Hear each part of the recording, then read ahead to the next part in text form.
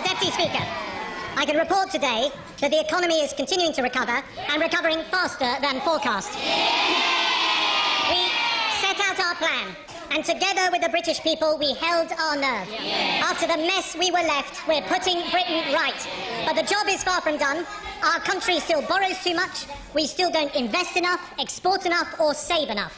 So today we do more to put that right. This is a budget for building a resilient economy. George Osborne's pre-election bribes budget apparently just did not live up to voter expectations, as 3k bunged to first-time buyers and £200 to basic rate savers among several smaller bribes was just not enough. Either that or voters were spooked by the OBR bureaucrats' savaging of the budget that implied a roller coaster ride of first severe austerity cuts of £65 billion per year, followed by a pre-election spending spree towards the end of the parliament, as the OBR graph illustrates. Post-budget opinion polls and the conversion into seats on average show a loss of 10 seats to Labour that once more tends to put the parties virtually neck and neck and far distant from my forecast expectations as of 28th of February. Meanwhile, the Labour Party is fighting a losing battle against the SNP Insurgency in Scotland that seeks to take virtually all of the Labour MPs, which means that Labour could only form a government whilst in some sort of coalition with the SNP. And as Alex Salmond keeps repeatedly making clear, that they would hold the balance of power and Labour would dance to their tune. If you hold the balance, then you hold the power. Any minority government has to negotiate in order to win a majority for its proposal. That's patently obvious, and to deny that is to deny reality. When I faced that reality in the Scottish Parliament, I couldn't say, well, I wish it was different. You had to get down and do your best for the people under these circumstances. And if the SNP are in these circumstances, they'll be very good for Scotland, certainly. Alex Salmond's statements have prompted the Conservatives to cry wolf once more on the prospects of a Labour SNP government. You may have thought that after his defeat in the Scottish referendum, Alex Salmond would have packed it in. Oh no, he has set his sights on a bigger prize. By standing for the constituency of Gordon, he intends to take a seat at Westminster. And with the SNP seats won from Labour in his grasp, put Mr. Miliband into power, and then call the tune.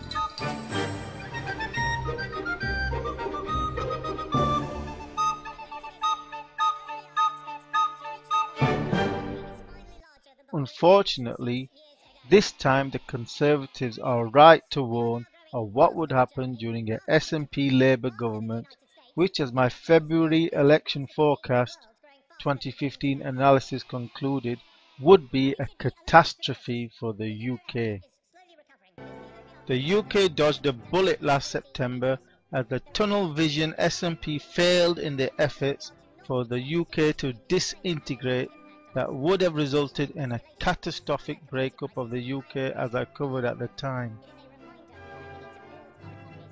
However, the SNP are not done with the UK, for their new cunning plan is to literally bankrupt Britain as part of a minority Labour government, to financially bleed the UK dry, leaving it a hollow husk before declaring independence, as illustrated by SNP leader Nicola Sturgeon's recent statements, to force the UK to print an extra 180 billion of debt to finance spending on vested interests.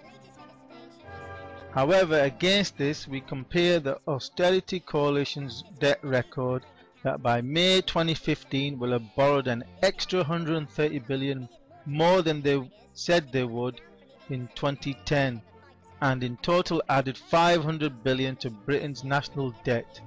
Now imagine what would happen under an anti-austerity SNP Labour government, who would print at least 1 trillion of new debt that would increase the total to 2.5 trillion, that would result in rampant inflation, i.e. probably exceed 10% per annum.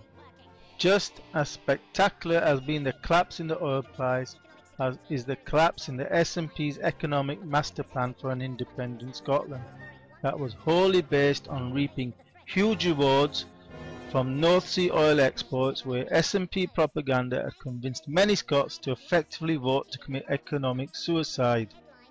That came close to achieving the catastrophe on the basis of a propaganda implying raising of North Sea oil tax revenues from 7 billion to 11 billion per year. That today, barely a few months later, has evaporated to virtually nothing. So be under no illusion that an inept Miliband government will be wagged by the SNP tail, will be able to do anything other than to plunge from worsening crisis to the next. Probably even worse than Gordon Brown's financial collapse, all the way to the disintegration of the United Kingdom.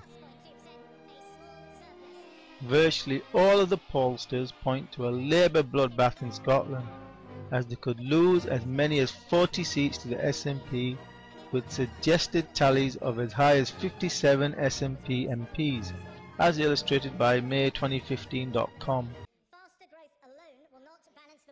Here's more of SNP economic BS of cutting the deficit whilst at the same time increasing spending, which illustrates the catastrophe for Britain that could soon commence and which the markets would immediately discount come May the 8th. Scotland's First Minister Nicola Sturgeon is in London today, making a speech in which she will call for an end to austerity. Ms Sturgeon will attack the, quote, one-dimensional focus on deficit reduction, which she says has categorically and comprehensively failed, with deeper cuts still to come. Well, we're joined now by the Deputy Leader of the SNP, Stuart Hosey. Welcome. If austerity has so badly failed, in her words, why is the British economy now the fastest growing in the G7 and we've created more jobs than the whole of Europe combined? It's failed because all of the targets set by George Osborne have not been met. Debt is not falling as a share of GDP as planned. The current account is not back in the black as planned. The borrowing for this year is not 20 billion, it's 75 billion, almost four times as much. But the economy is doing well. We're growing fast and we've created lots of jobs. So why does that be filed under F for failure? Well, F for failure precisely because he failed to meet any of the targets he set himself. That's the key point about this. And the thing that's disturbing is, with a huge amount of austerity to come, another 30 billion voted for 2 weeks ago, we can look forward to more pain, particularly for those at the bottom 10% have suffered incredibly under this austerity project. Now, if you were to end austerity, you would stop the cuts in public spending and you would probably even increase public spending. You could only do that either by raising taxes or borrowing, or both. What would it be? Well, if you look at the forecasts, a very modest increase in public expenditure compared to the cuts which are planned by the Conservative government still sees debt falling as a share of GDP in 2 years' time. But would you pay for that by borrowing or more taxes? It sees a longer trajectory for deficit consolidation, but if you do that under a medium-term approach, prudent decision-making, with a view to balanced budgets in the medium term, you have a credible position. Would you pay for it by raising taxes or raising borrowing? Andrew, the position I've laid out is very clear. The trajectory of deficit consolidation is a little longer, but you reduce all the pain, you keep consumption in the economy, you have investment, which we desperately need, and, of course, more importantly, you have flexibility to deal with external shocks to the economy. Can you name, at the moment, a European Union economy with a higher deficit than ours? No, and I want to see the deficit brought under control. But you would increase the deficit, at least in the medium term, wouldn't you? Andrew, we've had a programme under this Conservative government which said the deficit would be wiped out by now. Yes, I'm not asking about them. I'm asking what you would do to change it. Now, can you name any European economy? Can you name any European economy that's increasing its deficit? We've laid out what we would do to rebalance the economy, to remove the deficit. What's the answer to my question? Well, the answer to your question is you take a medium-term approach to deficit which would involve increasing the deficit in the medium term, correct? Well, you take prudent decisions based on the actuality at the time. You have the flexibility to deal with So can you name shocks. any European economy that's currently increasing its deficit as you propose? No, and we've said, Andrew, we want to see the deficit reduced. But you would increase it in the short run, wouldn't you? We want to see the economy in balance. There may be a difference between what the Tories have planned, which is deep austerity cuts, and the proposals we have, but they're sensible medium-term approaches in order to rebalance the economy, get the deficit properly under control, and have the credibility of a plan which actually works, unlike the one we have at the moment. So you accept that you would increase a deficit which is already the highest in the EU, so, correct? Andrew, I've said we want to see the deficit brought down. No, but I'm asking in the next couple of years, would you increase it or wouldn't you? Or would you increase taxes? These are simple questions. Why won't you answer them? Well, I am answering. You are talking about what we would do in relation to the Tory plan. The Tory plan is perhaps for £75 billion more of austerity, at a ratio of 9-to-1 cuts to tax rises, punishing the poorest in society. We argue that is simply wrong. If you're so short of cash and austerity is so bad in Scotland, why did you underspend last year by almost £500 million? Well, that wasn't an underspend, Andrew. Most of that money was not spending over which the Scottish Government had any discretion. Yes, it was. There was at least £165 million in the education department alone. And you didn't spend that. Why didn't you spend that? Andrew, the 400 million figure is one over which the Scottish Government didn't have discretion. The figure over which the Scottish Government had discretion was substantially lower. Well, let's take the 165 million in education, which you have total discretion over.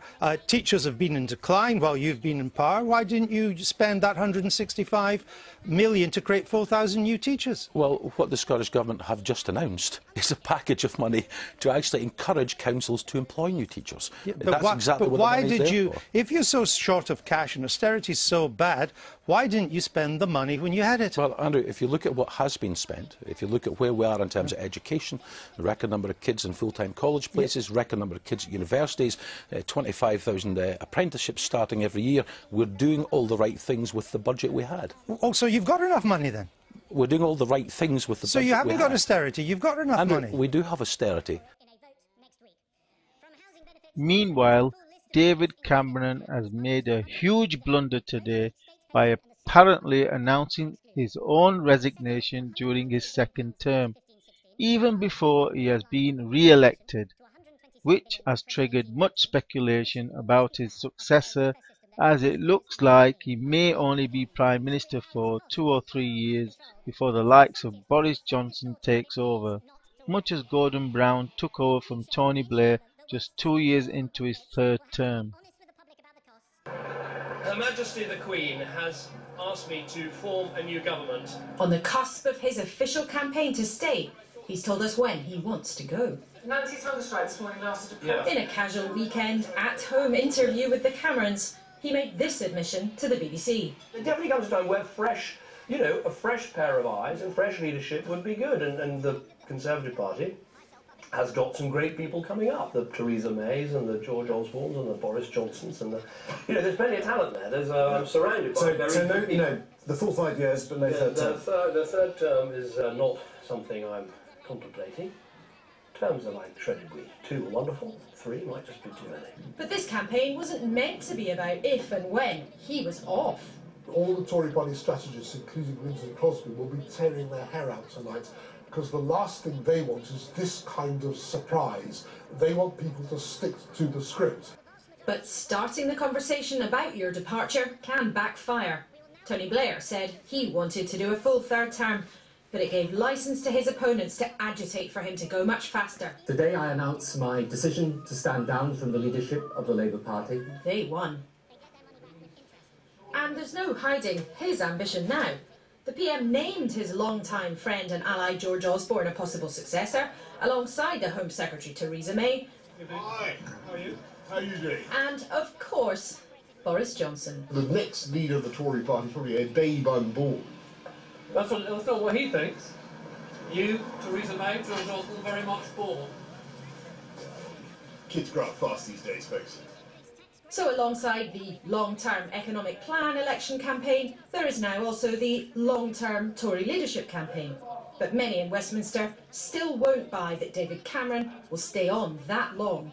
I don't think he will last beyond 2017 anyway. The European referendum that he's committed to hold will be so divisive in the Conservative Party. I think you'll need a leader to replace him to heal the divided Conservative Party. So he's probably going to be quite a short-term Prime Minister if he's re-elected anyway, but why invite the speculation? David Cameron hasn't even fought and won the right to stay on here as Prime Minister yet, but he's even already name-checking his potential successors for next time round. There's a risk that even voters who look on him kindly might feel that's rather presumptuous. And just when his party needs to be focusing on allowing him back here in a matter of weeks, he himself has put the next Tory leadership contest smack bang on the agenda. What Number 10 can't answer tonight is when and how David Cameron would hand over. Might he fight a third election then go?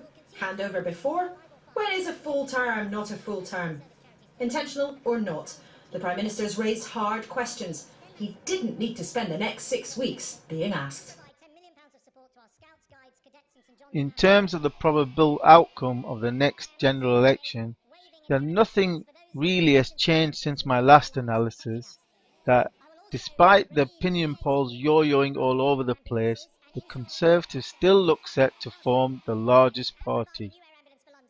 The remaining balance of 558 seats, split according to the consensus view such as May2015.com, would result in Labour leading on 281 seats against Conservatives on about 277. However, this analysis suggests that the opinion polls are grossly underestimating the number of seats the Conservatives will actually win on May 7th, where there is even a chance for the Conservatives to win an outright majority, though probability favours another hung parliament. However, given the UKIP surge, it will be tough for the Conservatives to retain their current tally of 302 MPs, as I expect at least 3 will be lost to UKIP and many more lost to Labour, against which at least a handful will likely be gained from the Lib Dems, which therefore suggests that the Tories will achieve a seat total in the 290s.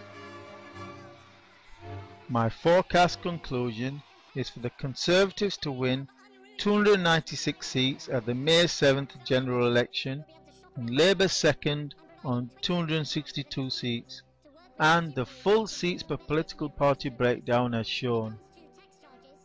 Therefore, the most probable outcome is for a continuation of the condemned coalition government on 326 seats, i.e.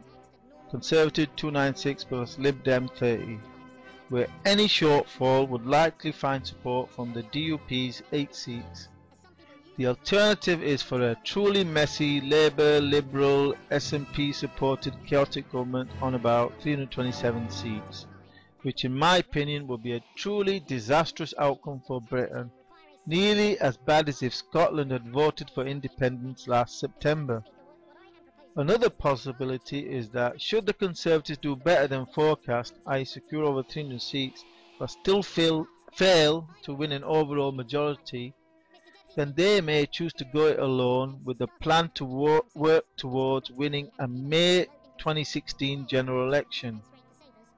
The bottom line is that the opinion polls do not reflect how people will actually vote on May 7th, when they are faced with the stark choice of a steady as she goes condemned government or take a huge gamble on Ed Miliband's Labour Party. So in my opinion, several millions of voters will choose to play it safe with the condemned government, which thus is the most probable outcome. This government is on your side. Whether you're on low or middle incomes, whether you're saving for your home, for your family or for your retirement, we're backing a Britain that saves. Mr Deputy Speaker, the central mission of this government is to deliver economic security. We're not promising quick fixes. Instead, we're taking the next steps in our long-term plan. The forecasts I presented show growth up, jobs up and the deficit down. Now we are securing Britain's economic future with manufacturing promoted, working rewarded, savings supported. With the help of the British people, we're turning our country around. We're building a resilient economy. This is a budget for the makers, the doers and the savers, and I commend it to the House.